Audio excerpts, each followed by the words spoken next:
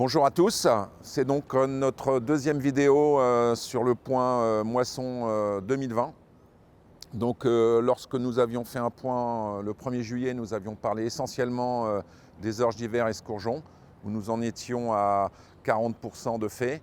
Les 60% restants sont du même acabit que les premiers 40%, c'est-à-dire des rendements plutôt moyens, avec heureusement un calibrage très élevé, hein, souvent au-dessus de 90%, et des protéines globalement satisfaisantes.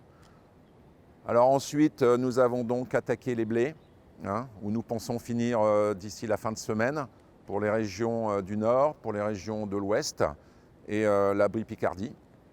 Alors ce qu'on peut dire, c'est que nous avons une moisson des extrêmes, c'est-à-dire on retrouve la Champagne crayeuse avec des bons à très bons rendements, la Brie-Picardie qui est dans la bonne moyenne, le Nord également, l'Ouest aussi, mais les 7 autres régions de souffle-agriculture sont globalement mauvaises à très mauvaises, avec des rendements qui vont de 40 à 50 quintaux hectares, donc une très grande déception pour nos agriculteurs, ainsi que pour souffle-agriculture.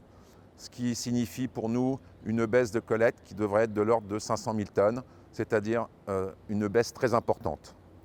Alors au niveau des autres cultures, le colza s'en tire globalement bien, hein, mais restons modestes, hein. La moyenne devrait se situer à 31-32 quintaux. Je dis bien parce que c'est la seule culture qui va dépasser nos prévisions, hein. Donc pour les orges de printemps, nous sommes aujourd'hui à une petite moitié du volume prévu, avec plutôt une bonne surprise.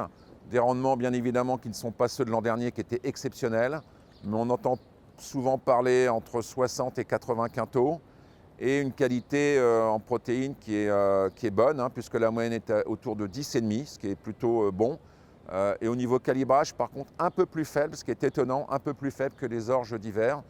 La moyenne tourne autour de 82-83%. Autre point important cette année, vu malheureusement les faibles rendements dans certaines régions, n'oubliez pas de nous signaler les éventuels manquants à vos contrats, de façon à ce que nous puissions réagir très vite et non pas d'attendre quelques mois.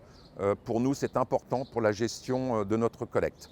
Voilà, je vous remercie, je vous souhaite bien évidemment beaucoup de courage et pour affronter cette année qui va être difficile pour beaucoup de régions.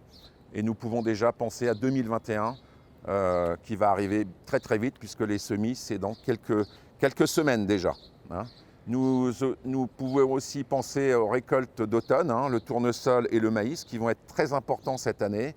Le tournesol, qui se présente plutôt bien actuellement en termes de prévision de rendement, devrait démarrer d'ici fin août pour les régions les plus précoces, notamment l'Atlantique. Voilà, nous vous souhaitons une bonne fin de moisson pour ceux qui n'ont pas fini, et à très bientôt.